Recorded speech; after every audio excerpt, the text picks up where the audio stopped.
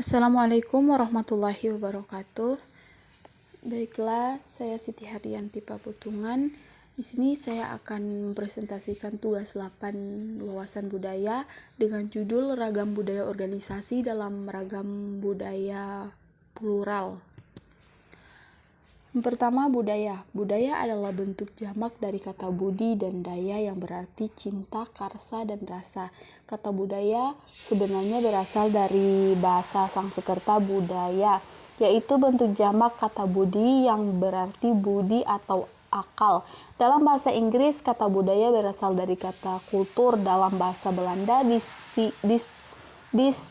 diistilahkan dengan kata kultur. Dalam bahasa Latin berasal dari kata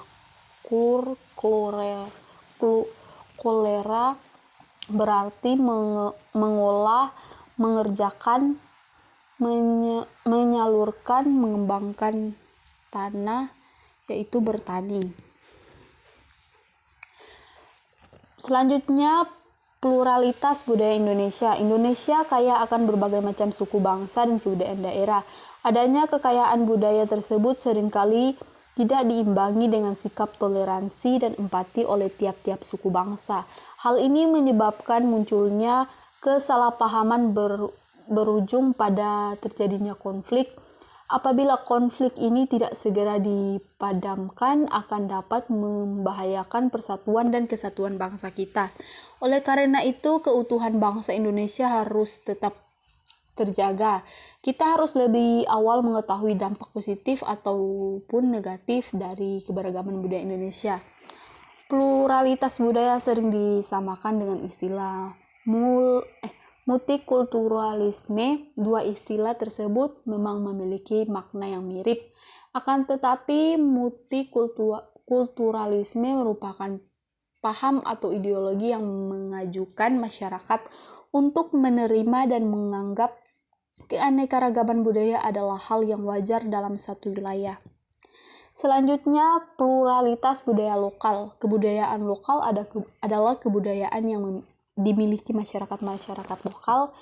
Di dalam negara Indonesia, masyarakat lokal atau sering disebut masyarakat setempat adalah masyarakat yang mendiami suatu wilayah dengan batas-batas geografis seperti gunung, laut, sungai, lembah, hutan, bukit, selat, persawahan, atau batas-batas buatan manusia seperti tugu, pal, dan gapura.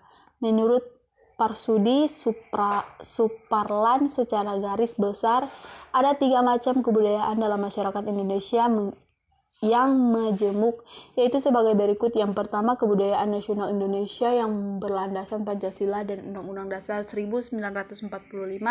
Yang kedua, kebudayaan suku bangsa terwujud pada kebudayaan suku bangsa dan menjadi unsur pendukung bagi lestarinya kebudayaan suku bangsa tersebut. Yang ketiga, kebudayaan umum lokal yang berfungsi dalam pergaulan umum, ekonomi, politik, sosial, dan emosional yang berlaku dalam lokal-lokal di daerah.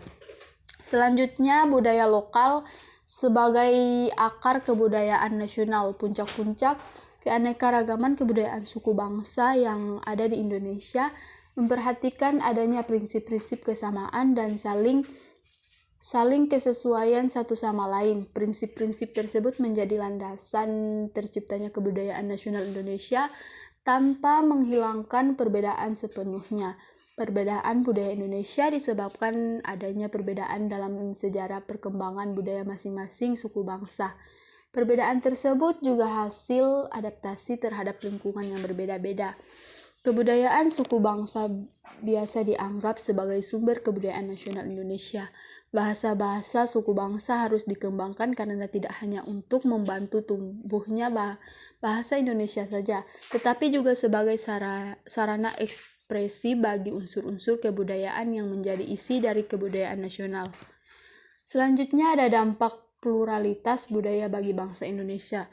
Yang pertama, dampak negatif. Dampak negatif dari pluralitas budaya Indonesia antara lain adanya sistem nilai dan orientasi religi yang berbeda dapat memberikan konflik sosial antar etnis.